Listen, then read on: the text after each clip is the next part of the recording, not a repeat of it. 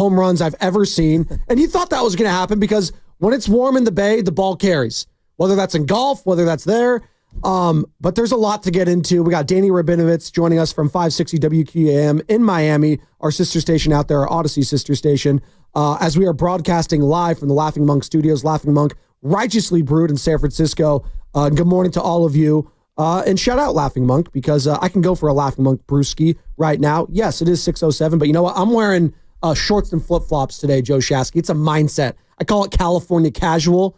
And you're wearing shorts today too. And we're both feeling good right now. Yesterday was such a glorious day in San Francisco. You know, I know there's this big misnomer that San Francisco is completely dead and it's got no chance of survival. Not on a hot day. I would say to everyone that believes that, there's still a little magic left in this city. And on a beautiful, gorgeous day like yesterday, you got a glimmer of what it could be and what it still might be for a lot of people. I took my son out to the park, and it brings me right into the number one thing. And look, we're going to get into Jimmy and Wiggins, all right? Big story. Jimmy and Wiggins, Miami, the Warriors, we're going to do it. I've been doing morning radio. This is year 5 for me, okay? I don't pretend to be some 40 years in the game, but I've been listening to sports talk radio my whole life. I started off with my dad in the truck, you know, and my dad would drive around town in the Ford F-150, and we would just listen to the old station. Shout out Ceremony Ford. Absolutely. And like this is where all these sports conversations that I have on air, like it started with me and my dad and my brother and my grandpa driving around in the truck, listening to other sports talk, the Pete Franklins of the world, the Ralph Barbieris, the Gary Radishes, whatever. This market was built on passionate sports talk, not just for the Warriors. Because there was a time we would talk about the Warriors and no one would care. There was no the word passion was not involved with the Golden State Warriors. It was Giants baseball. Yeah. And not because they won World Series or anything like that. They were always the bridesmaid, never the bride. And so I've been doing this job for 5 years. And when the Niners do anything, our fan base loses their minds. The Robs in San Bruno, the Brian in Palo Altos, the Robin in San Francisco, the Bobby in Los Altos. If the Warriors do something, I get calls from all over the planet. Oh, my God, can you believe what's going on with Kuminga? I mean, we're talking about a guy, Kuminga, who has never averaged more than like 28 minutes a game. And we talk about him nonstop. And it's a testament to how much people care about the Niners and the Warriors. And yet, for the life of me, I don't understand why this audience doesn't care about baseball or the Giants. And I guess my question is pretty simple. And I know we're going to get into Jimmy. We're going to get into Andrew Wiggins. We're going to get into the Warriors and all that. But I'm just asking the audience, if I asked you the same question 10 years ago, you were all in on the Giants. All in. That entire station across the street was built, or down the way, was built on talking about Giants and baseball. I was on a field yesterday, a diamond, with 15 11-year-olds. They all love baseball. Their parents love baseball. They're all rooting for the Giants, love the Giants. Yet when we bring the Giants up, it's like the balloon gets completely popped and no one wants to talk about them. And I just want to know why. Like, I legitimately want to know why. I love the Giants. I want to talk Giants baseball, not today for 4 hours, but this summer when basketball's done and the draft is over and there's nothing to talk about. I want to be able to come onto the air. And for 5 years, I've tried to do this. I want to talk about the Giants. I want to talk about baseball. And I want to know why our audience, who will call in on the tiniest transaction for the Niners and the Warriors, will not engage with me on Giants baseball. Is it you hate the Giants? Is it you hate baseball? Has our prisms changed? Because wherever I go, my boys still want to talk baseball. They still want to talk Giants. Why is it that this audience in the Bay Area for this station doesn't want to talk baseball or the Giants? And you're not allowed to bring up the name Farhan. He's gone. Like, forget Farhan. Look, I was angry. You were angry. We were all angry. Just throw that name right out the window. I don't want to hear about Farhan Zaidi. I don't ever want to hear it. Like, people say it's boring. Well, guess what? Last year, they had the highest viewing in World Series in years. I don't think that was a boring series. It was awesome. They Shohei Ohtani and Aaron Judge. They shortened the games. There's way more action. There's base path action with all the stolen bases. And yet when I say 888-957-9570, let's talk Giants lineup. Because I sent out a tweet last night that it was just a picture of the Giants lineup from last night's game. And I said, how are we feeling about this lineup? I got 38 DMs on my Instagram about the lineup. I got over 70 comments on Twitter. Yet when I speak it into existence on the airwaves, crickets. What are we talking about? Like, no, on the real, is it the fact that the Dodgers are so good and now we're David to their Goliath? Look, I'll listen to that. But you know what I had my entire life? All I had was one bat, Kevin Mitchell or Will Clark or Barry Bonds at a time. And the Dodgers were always a top spender, always had unbelievable young talent, always had the sexy names in free agency and via trades. So that's not exclusive to just now. That's always been this way. What is it about Giants and baseball that people just will not engage with me? It drives me nuts. They need, and that was a hell of a rant, Joe Shasky, brought to you by First NorCal Credit Union. For a low rate auto loan, apply online or just ask for First NorCal financing at the dealer. We're streaming on Twitch, Twitter, and YouTube, and we will love your participation at 888-957-9570. Same number to call or text. There's a lot baked into what you just said. Baseball, Giants, the NL West being absolutely stacked, the players that you really don't gravitate to on a day in and day out basis. Like, I look at this team right now, and if I was just, hey, I'm just standing back, and let's say I just moved to San Francisco, I am, a free agent when it comes to fandom, and I'll give baseball a chance. I want to go watch some games, right? I got a little family, and we can go to some Giants games. Why am I going to a game? Well, first and foremost, the ballpark is absolutely spectacular. I'm going opening day. It was popping. It's a ritual. Like, did you see how the weather last night? Watching the game to twilight, all of it. How great was it to have Giants baseball on the television last night? It was great. It was fun listening to Crook and Kipe. It was fun. Like, Robbie Ray looked great. He looked great, and the grunts have never been louder. Was that Maria Sharapova or was that Robbie Ray? I don't know. But, like, there's a lot baked into what you just said, so I'm going to try to, piece it together. So the ballpark is great. The food is great. The atmosphere is great. I don't think the tickets are that insane. They're prices, not anymore. They're not that insane.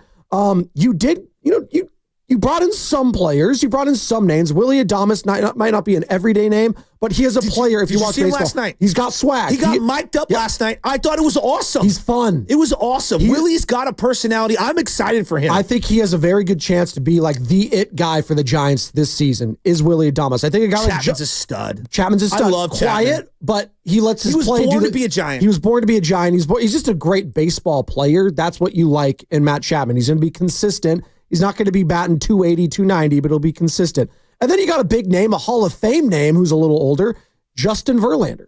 Like, I'm very excited to see Justin Verlander, the San Francisco Giant, one of the great moments the Giants have ever had here, going back to the 2012 World Series when Verlander was a Tiger, was Pablo Sandoval taking him yard, not once, but twice. Joe, he's one of the greatest gunslingers in the last 50 years to ever get on the mound. He is, in my lifetime, one of the top 3 pitchers ever. He's amazing. It's him, Clemens, and Pedro Martinez. If you want to throw Clayton Kershaw on there, I'll listen to it. But Justin Verlander is amazing. And what he's been able to do late in his career with Houston gives me hope that he could be that guy with the Giants this year. Health, obviously, withstanding. So there's a lot baked into what I'm just saying right now, but there are reasons to be excited. But I also say that and say the NL West is an absolute gauntlet. Sure. The National League is an absolute gauntlet, but maybe that is too nuanced to even say that, because if I'm just trying to get excited about it and hope springs eternal is a phrase we use all the time in baseball, why can't that be the same for the San Francisco Giants? It can't be as simple as, oh, well, the Diamondbacks, I mean, they got Corbin Burns. When you reached to Corbin Burns, I was like, is Corbin Burns going to be the difference between winning and losing all the time? Yeah, he's a really good pitcher. I just want to see this team, the Giants, be relevant come September. And I think for a lot of people, it's been year in and year out, lackadaisical in the offseason, not getting excited. And the name you don't want to hear today is Farhan Zaidi. No, I don't want to hear that. I think that's a cop-out. It is. I think it's a cop-out. He's gone. For a lot of people, I don't want to hear that name. For a lot of people, that was the guy that they kept listening to. But now, you got Buster now. That's the thing. Buster Posey, the lifeblood of the organization for the last, decade plus, is now the face of your organization. Is that doing anything for anyone, though? Like, is Buster Posey, who, let's be honest, doesn't really say a whole hell of a lot. No, he leads by... He's a legend. He's a legend, but am I going to go listen to a Buster Posey speech for an hour? But I trust that he'll turn things around. I do. Why? Because he's got baseball acumen, and he wouldn't come out of retirement with mega bucks if he didn't care. And I look at guys like John Lynch and in the same light, where it's like, look, I'm not saying John Lynch is the greatest who ever done the job, but these guys are wildly successful because they live, eat, breathe it, played it, and have known nothing other than the sport that they've chosen to make their passion. And that's why, like, I love a lifer. That doesn't mean you're going to be good at it, all right? There's plenty of people, like Michael Jordan. I think he loves basketball. I think he was a terrible owner. So that doesn't mean just because you were great and amazing at something does not mean that you're going to be maniacally obsessed to win. No. But I do think Posey is wired similar to John Lynch in that if he's going to like take his time to do something, he's not doing it out of like ceremoniously being the head guy. He's doing it because he wants to win. The quote that the competitive fire. Correct. The quote that always lingered with me when it came to John Lynch when it was his introductory presser. I don't know. It was one of the first interviews, but he said something and I know what I don't know. And I'll put people around me that can help me, have educated, decisions on those subjects that I am not as well versed in. I think Buster Posey, to your point, is doing that a lot. He's bringing a lot of the guys that made him successful growing up in the organization with the San Francisco Giants because all he knew was success early on, Joe Shasky. Yeah. All he has known is winning at the highest level. And it's very hard to see what this team has turned into the last 4 years, right? Going back to 2021, where a season that was unbelievable in the regular season with Gabe Kapler. I know that I don't want to mention the Farhan Zaidi era. That was like the high water mark, but we all kind of knew the expiration was maybe that season. Like, imagine having one of the greatest regular seasons ever and fans can't even get on board till the very end. And then you lose to the Dodgers in a 5-game series. And then you never even get back to that point. Ugly was still ugly. Yeah, thank you, Howard Eskin. Ugly was still ugly with this Giants team for most of the last couple of years because they kept whiffing in the offseason. They kept getting in second place. You heard names like Aaron Judge. You heard names like Juan Soto. You heard names like Shohei Ohtani, and you never even got them. It was really a gut punch for, I think, a lot of these fans, so much to the point there was like, you know what? Niners, they're at least getting some names that I know of. Hell, Leonard Floyd, he's a name. Chase Young, he's a name. They're getting some of these guys. Oh, the Warriors, yep, you know what? They still have Stephen Curry and Draymond Green and Steve Kerr and championship acumen. Yeah, you know what? They may be losing in the play-in, but at least they're getting there. And I know they're going to be linked to all these players come summertime, and they made the big splash for Jimmy Butler. So I guess I say all that to say to you, Joe Shasky, is what are the Giants going to do to get me involved more so this season? Like, I know what I'm getting with the Niners. They're going to be paying Brock Purdy. They've been trimming the fat, but I see somewhat of a direction. I know John Lynch mentioned he had a plan in place. What is the Giants' plan right now to get me involved in this season if I'm a fan? If I'm a casual fan? Like last night's a great example. Who let off in the game? Elliot Ramos, and he hit a home run. And not in his first at-bat, but later on in the game. Like, they have young players that are actually kind of fun this year. Like, let's see what's going to happen with this young man. First Giants outfielder all-star since Chili Davis. We're talking 35 years. That's a big deal. Their two best players on the team are the guys that Buster Posey inked up to major deals. Matt Chapman and Willie Adames. Those guys are studs. If you love Matt Chapman's a ballin' in spring old school baseball where you play defense and you're going to hit and you're going to run the bases, watch Matt Chapman every day. He's an absolute joy to watch. Like, the way we talk about Draymond Green, like, you got to love basketball to appreciate the way Draymond Green plays. That's the way I feel when I watch Matt Chapman. Matt Chapman was born to be a Giant. Born to be a Giant.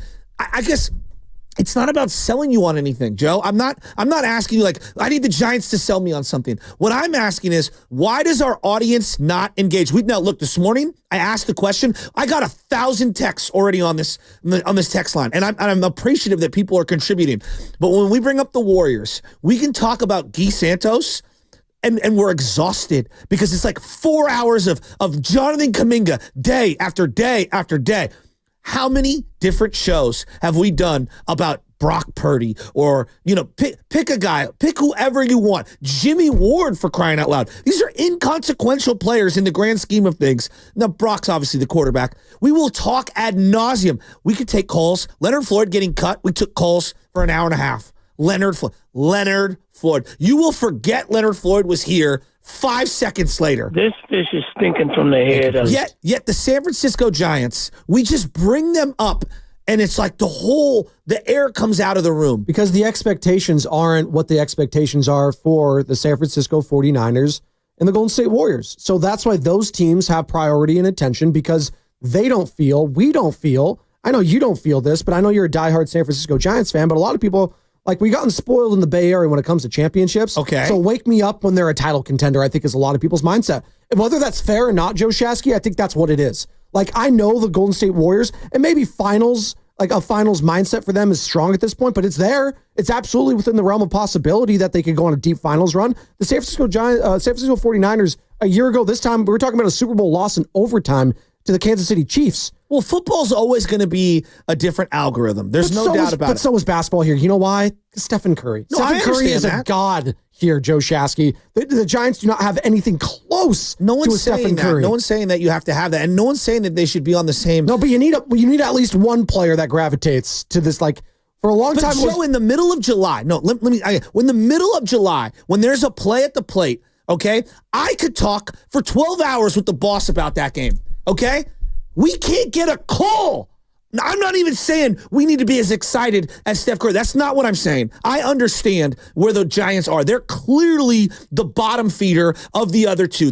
I'm not denying that. I'm asking, is it baseball or is it something the Giants did to you? What is it? Is it strictly our audience doesn't want to hear about baseball, or is it our audience is just tuning out of the Giants for X, Y, and Z reasons? 888-957-9570. We want your participation. Remember, you can call or text that same number, 888-957-9570. Brought to you by Golden State, serving the Bay Area for 3 generations. When you succeed, we succeed. Visit goldenstatelumber.com. I know baseball is probably going to be the answer for a lot of people because football is football. It's king. No one's touching that. The whole fantasy aspect and all of it, you know, the playoffs, it's our crack. It is. I hate to use that drug reference all the time, but it literally is. There is nothing that can touch professional football in this country. So that's going to be separate. Literally, the second best sport in the country is college football. NFL draft is going to trump the ratings of an NFL draft is going to trump World Series ratings. Think about that. NFL draft ratings are going to be on par with the World Series. That just tells you all you need to know about that. But they're still going to get 3 million fans to go into Pac Bell. Sure. Or Oracle, whatever it's called. Clearly, there is still a lot of people that love it. There are participation highs in the entire country for Little League and Pony League baseball. Well, that's a different question, though. People are going to the games, but what is it about talking about the games, I guess, is the real question that people are having a hard time with? Is it the way we discuss the game? Is it how we discuss the day after a game, Joe Shasky? Is it the narrative around the game that we discuss, and are we to blame for it? I guess is my question. Because I do think, and I'm being real here, if I'm going behind the scenes, I do think as a station, we've tuned them out, and I want to talk. I'm not saying today, because I want to get into Jimmy and Wiggins and all that. Like, there's some fun topics. I'm talking about the Tuesday night game against the Diamondbacks when there's a play at second base and there's a couple of bad pitching changes. We used to be able to talk for hours about it. And now it's like no one even wants to discuss it. They'd rather discuss, Alan Smailagic going off in a European game. I'm dead serious. Well, I'll say this. I know we're up against it. We've got a couple callers that want to get on this on the other side. I want to hear from our audience. 888-957-9570. I want to serve them the best product. Like, we have Jimmy Butler versus Andrew Wiggins tonight, and it's a revenge factor. Miami, Golden State in Miami. It's going to be very fun. We have all that coverage right here on 95.7 The Game, your home for Golden State Warriors basketball. Trust me, we are going to be getting into that game. We got Danny Rabinovitz, 8 o'clock to talk about that. 560 WQAM host out in Miami, our Odyssey sister station. He has many thoughts on that, so we will get to that. But let's say today was opening day, not Thursday, which it is. Today is opening day. And tomorrow morning, we're opening with what? It's Giants Reds today, but it's Heat and it's Golden State Warriors. What are we opening with tomorrow? Jimmy Butler and Andrew Wiggins. There you go. In a regular season game. No doubt. There you go. But my question is not necessarily the first game about of the tomorrow. season. Like, I get it. I know where the Giants are at. I'm talking about when there are no Warrior games, when there are no Niner games, when there is nothing else in the other sports, people still don't want to talk about it. Well, because it's now a 24/7, 365 league with both of those, and I want to pick that up on the other side. John, Jake, we'll get to you there. And that's what's coming up next, brought to you by Valvoline Instant Oil Change.